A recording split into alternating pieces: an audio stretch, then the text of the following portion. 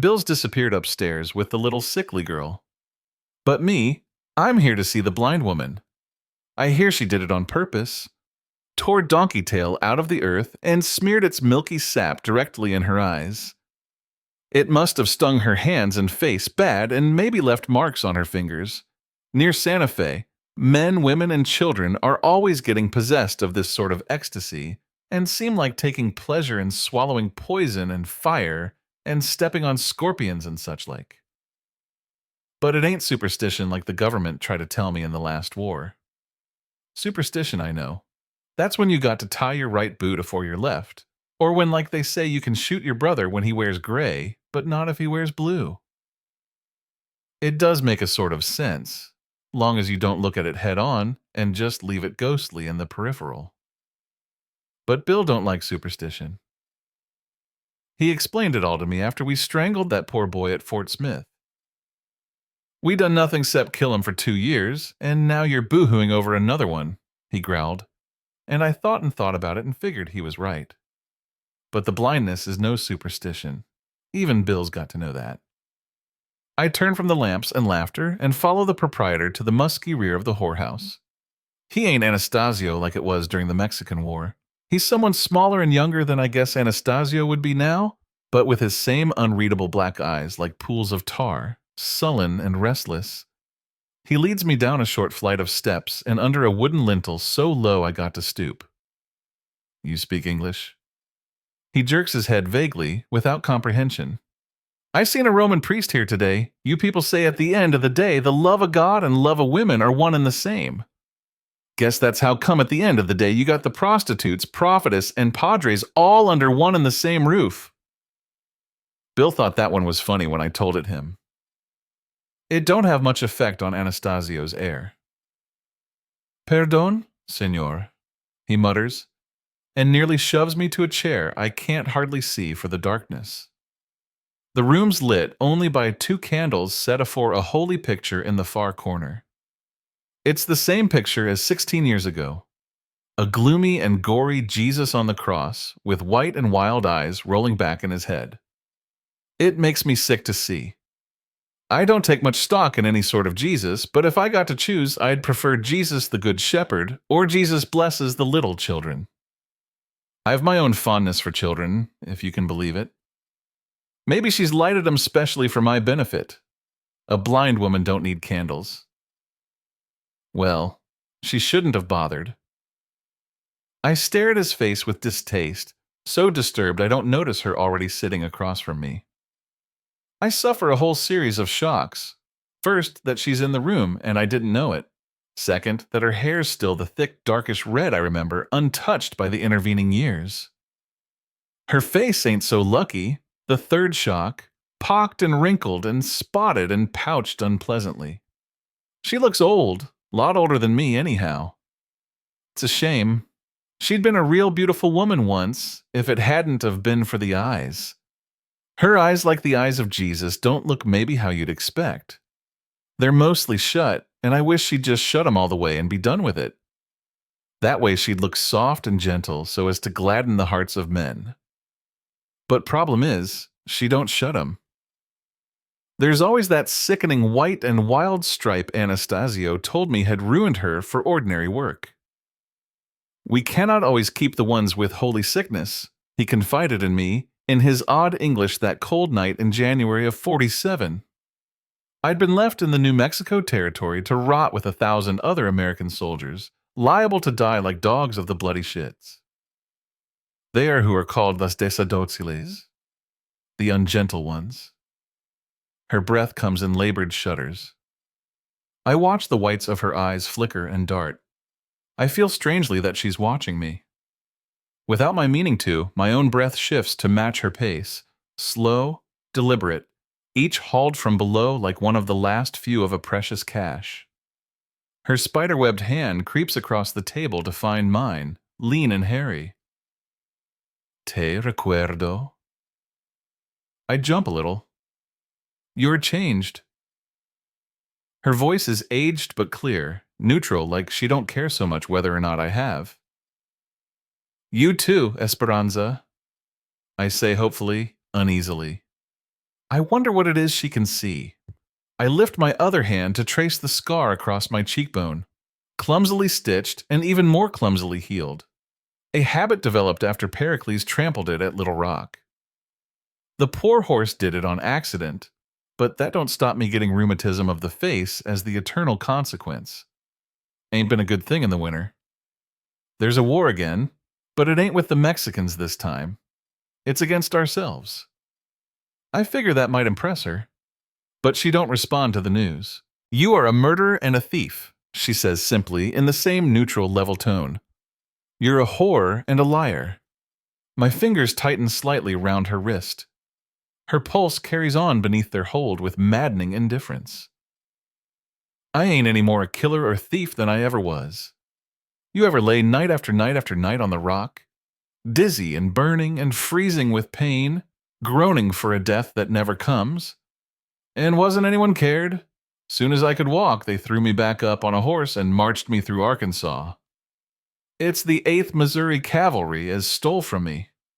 It's them as tried to kill me.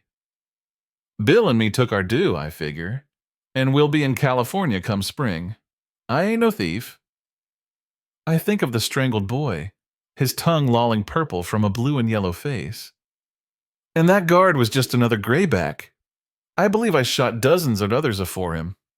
They don't count neither. They're enemies of the Union. My knuckles are nearly white. I slacken, surprised, and pause to see if Esperanza is at all moved. You are making a confession? No, I ain't. I'm here for prophecy, not forgiveness. I don't need it. And you was wrong that last time. About Bill. He never hurt me none. My mind glances back suddenly over the stretch of 16 years, of my old farm in Greene County, the venture, the loss and despair, the faint shimmer of escape I thought the army would afford me one last time. Foolishness. Vanity of vanities. I clear my throat. Bill's a heartless old bastard, but he's all right.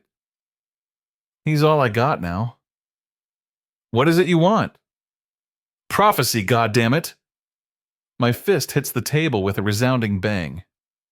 You're costing me 5 times as much as any of the other girls. I'm ashamed to say what I'd dreamed the past couple months in those quiet hours twixt waking and sleep. I'd dreamed maybe she'd love me this time. Maybe this time she'd know I was different from the others. The Bills and Anastasios she knew best. Maybe I could rescue her. Maybe the red hair and milky eyes I couldn't forget would remember me. Te recuerdo, did she say? Does she know who I am? I'd rather she don't. And for a fleet second, I know what the Mexicans know about the love of God. And of women. Esperanza's eyelids flutter open to reveal the amber crescents of irises long since out of use. She pants in haggard and rhythmless breaths. You are a slave to yourself in a dark world, she rasps, no soft clearness now. I try to scrounge up some disgust for this old hag I'd come to worship. You trust in the lies of man, in the false burdens of time and distance, of flux, of entrance and exit. You are blind in your sight. Find and follow the narrow path of the real, the self not itself emptied of itself. This alone is worthy of your life and your death. She throws her head back and wails, a long, high wail like a coyote's, containing within itself the nameless grief of thousands of years, the howl of the Decidociles. Her hand creeps along my arm. My skull starts to burn. The room whirls white hot. Then I'm pulled upward, out of the dark room, out of the whorehouse, out into cold air over the small city of Santa Fe. Then higher till the whole of the Sangre de Cristo range shows afore me. I see the route me and Bill took out of Colorado into the city all at once. I watch a sharp westerly whip snow into life what must be many miles beneath me. The atmosphere warms. A pink and orange glow spreads like moss over the mountains. Their summits melt into rivers and pour into the valleys, so many libations to an unknown god. Deserts blossom into cactus flower and the silent teem of insects. Forests thicken and scream with an obscene abundance of life. then hush into the brown pallor of autumn. My head aches with the effort to hold it all in, to see all there is to see. Railroads are born. Crisscrossing like snakes or poisoned veins, they dart through the Rockies, through the country and south of the city. Noise and smoke like you couldn't imagine ascend to the heavens. Santa Fe explodes in concrete and lights. Nights and days pass with bewildering rapidity as fire and poison and concrete stretch and stink. The Sangre de Cristos begin to erode.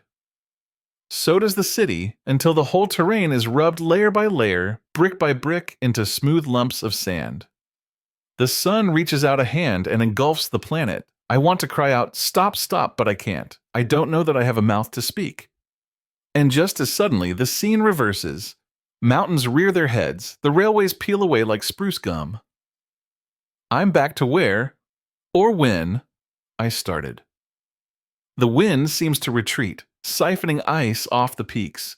Leaves rise from rocks and fasten themselves to trees, then shrink and swell with springtime juices. Faster and faster, time turns on itself. Covered wagons and traders on horses stream back eastward. Flocks and herds migrate, depart, return. Comanche and Apache mingle, raid, and clash with Spaniards. Even faster now. Great beasts like hairy elephants rage, then give way to jungles of reptilian horror. Mountains wax and wane, wax and wane. The globe spins like a top. Flood covers the earth. The waters recede. Now darkness, a formless void, and a light like a single pinprick. I am blind. That pinprick is all that's left. I'm lying outside, mouth agape, when Bill finds me. Looks like the old girl treated you right. He nudges my unresponsive side with the toe of his boot. Sure don't make 'em like they used to, tell you what. The little one, what's her name? I swear she ain't worked a day in her life. I like 'em better when... You leave me alone, Bill. His hulking shadow starts. I figure you heard me. I struggle to my feet. What do you mean, Paul? I mean, leave me alone. We're going our separate ways, and don't you ever again dare talk about her like that. You hear me? Bill's gristly face scowls. That right? And who's getating our cash, I wonder? I don't care about no cash. Take all the cash in the world, Bill. Hell, take all the gold in California. I gotta go back. I'm going to Fort Smith. I'm going back to the regiment. Bill yanks me up by the collar and shakes till everything goes in circles again. You're gonna confess, is it? Got religion all of a sudden cause a old lady don't like your looks? Real noble. You're confessing for the both of us. Well, I don't like that, Paul. I don't like that at all. He drops me gasping to the ground. Dazed, I try again to stand. Bill makes quick work of me. He once beat a bare-knuckle boxer who traveled round challenging folks to matches. 3 blows to the head and I'm flat on the ground. He looks at me, hesitates, then brings his foot down hard. My nose bursts in a bloom of scarlet. My skull fractured once by a frightened warhorse shoots with flame. Hate to do it to you, Paul, he shouts over his shoulder. Can't have you whining like a girl to no authorities afore I get out. I thought you was my friend. Bill's already on his way out of town. I roll to my back. Blood flows into my eyes, but I can still make out the stars. And I weep like a child, ungentled.